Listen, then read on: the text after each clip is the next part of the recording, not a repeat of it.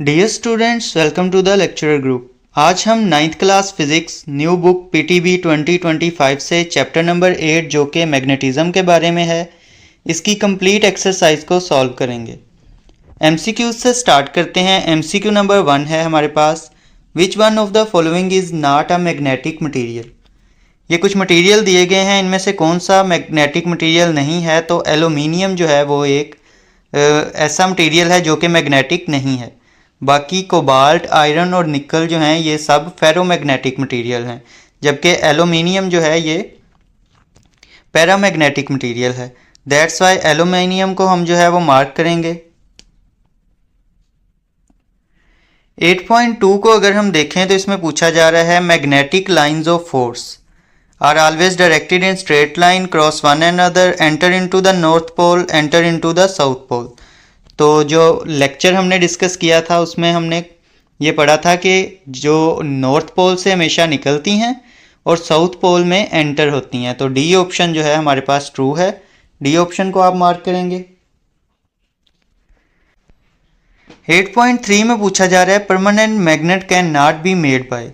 तो हमें अच्छे से पता है कि परमानेंट मैग्नेट जो हैं वो सॉफ्ट आयरन से नहीं बनाए जा सकते। वजह ये है कि ये सॉफ्ट होने की वजह से इजीली मैग्नेटाइज भी हो जाते हैं और फिर डीमैग्नेटाइज भी हो जाते हैं। और परमानेंट मैग्नेट बनाने के लिए हमें हार्ड मेटल चाहिए होते हैं। तो ये सॉफ्ट आयरन जो है इससे परमानेंट मैग्नेट नहीं बन सकता। सो दैट्स वाई हम स्टील, नियोडाइमियम और एल्निको से तो परमानेंट मैग्नेट बना सकते हैं, लेकिन सॉफ्ट आयरन से नहीं बना सकते। इसलिए हम ए ऑप्शन को मार्क करेंगे। 8.4 को अगर हम देखें तो इसमें पूछा जा रहा है permanent magnets are used in. Permanent magnet को इनमें से किस डिवाइस के अंदर यूज़ किया जाता है। Circuit breaker, electric crane, magnetic recording. इन तीनों के अंदर तो हमें याद होगा, हमने पढ़ा भी था कि ये हम इलेक्ट्रोमैग्नेट यूज़ करते हैं, जबकि लाउड स्पीकर जो है उसके अंदर हम परमानेंट मैग्नेट का इस्तेमाल करते हैं। तो हमारे पास बी ऑप्शन जो है वो ट्रू है। हम बी ऑप्शन को मार्क करेंगे। नेक्स्ट अब मूव करते हैं। नेक्स्ट हमारे पास 8.5 है। इसमें पूछा जा रहा है common method use to magnetize a material is. इनमें से कौन सा मेथड जो है वो कॉमनली हम यूज़ करते हैं मैग्नेटाइज करने के लिए मटेरियल्स को। तो स्ट्रोकिंग जो है ये सबसे कॉमनली यूज्ड मेथड है। ए ऑप्शन को आप मार्क करेंगे।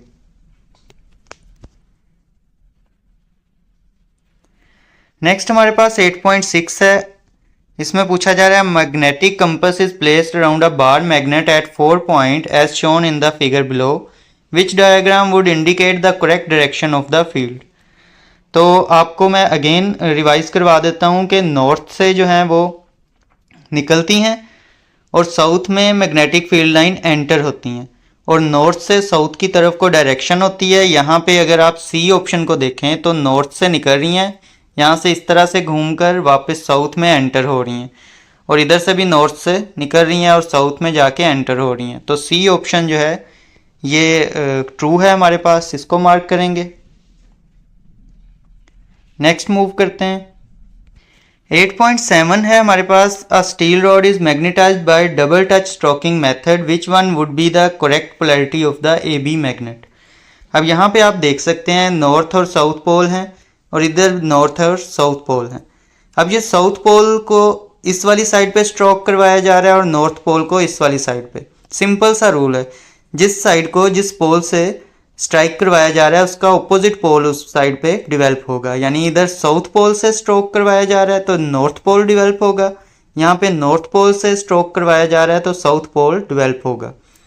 इसको अगर आप समझना चाहते हैं तो बुक में वाज़े तौर पे लिखा है, पेज 174 है। इसमें अगर आप ऊपर मूव करें तो यहाँ पे डबल टच मेथड एक्सप्लेन किया गया है।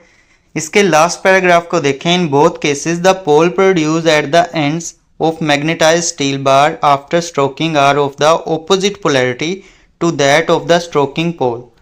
यानी जिस पोल से आप स्ट्रोक कर रहे हैं उसके ऑपोजिट पोलैरिटी का पोल यहाँ पे स्टैब्लिश होगा। यहाँ साउथ से स्ट्रोक कर रहे हैं तो यहाँ नॉर्थ पोल स्टैब्लिश होगा, यहाँ नॉर्थ से स्ट्रोक कर रहे हैं तो साउथ पोल स्टैब्लिश होगा। तो ए ऑप्शन हमारे पास ट्रू है। यहाँ पे देखें साउथ वाली साइड पे नॉर्थ और नॉर्थ वाली साइड पे साउथ, तो नॉर्थ और साउथ। अब ये वाले जो हैं ये कन्फ्यूजन काज करने के लिए होते हैं, इनमें आपने नहीं उलझना। स्टील बार ने एक बार एक साइड पे नॉर्थ और एक साइड पे साउथ ही प्रोड्यूस होना है, तो ए ऑप्शन को आप मार्क करेंगे।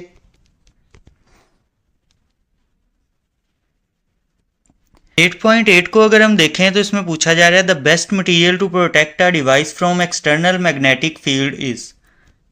तो सॉफ्ट मेटल के बारे में हमने पहले भी पढ़ा था कि वो इजीली मैग्नेटाइज हो जाते हैं, यानी कि बाहर वाली एक्सटर्नल मैग्नेटिक फील्ड को अपने अंदर से गुजारेंगे, पाथ प्रोवाइड करेंगे, जिसकी वजह से वो अंदर वाली डिवाइस को कोई नुकसान नहीं पहुंचाएगी। और फिर जैसे ही एक्सटर्नल मैग्नेटिक फील्ड खत्म होगी वो डीमैग्नेटाइज भी हो जाएंगे उसी टाइम, तो बाद में वो अपनी मैग्नेटिक फील्ड से भी जो है वो अंदर वाली डिवाइस को कोई नुकसान नहीं पहुंचाएंगे। तो अगर हार्ड मेटल यूज किए जाते तो वो मैग्नेटाइज हो जाते और बाद में भी अंदर वाली डिवाइस को भी नुकसान पहुंचाते। तो इस वजह से हम सॉफ्ट आयरन को यूज करेंगे। डी ऑप्शन हम मार्क करेंगे। नेक्स्ट अब हमारे पास शॉर्ट क्वेश्चन आंसर्स हैं।